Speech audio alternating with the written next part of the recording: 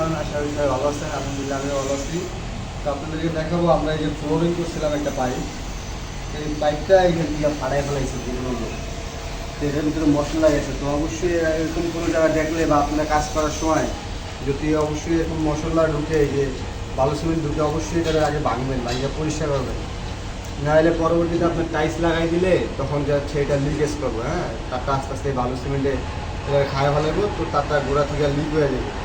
Leak হয়ে গেলে আপনি সম্পূর্ণ লাইনটা পাবেন না, তো অবশ্যই এটাকে সুন্দর করে পরিষ্কার করতে হবে। পরিষ্কার করে এটাকে রিপেয়ারিংয়ের যা যা লাগে যাবতীয়, এই দেখছেন এটা কী অবস্থা করছে। এই যে দেখেন এটা পুরো বালু দিয়া এটা একবারে অবস্থা খারাপ করে ফেলেছে। তো ভবিষ্যতে এটা এখন কিছু হবে না, যদি এই অবস্থা টাইস করে দেয় এখন কিছু হবে না। ঠিকই আপনি 5-7 বছর লাইন পাবেন, কিন্তু ভবিষ্যতের জন্য আপনি তখন আর লাইন পাবেন না।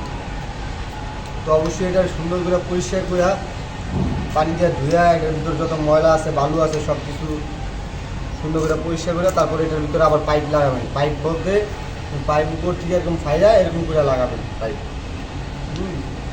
তাহলে আপনার ভবিষ্যতে আর কোনো সমস্যা হবে না। তো অবশ্যই এইগুলোর দিকে খেয়াল রাখবেন। আজকের মতো এই পর্যন্তই। আল্লাহ হাফেজ।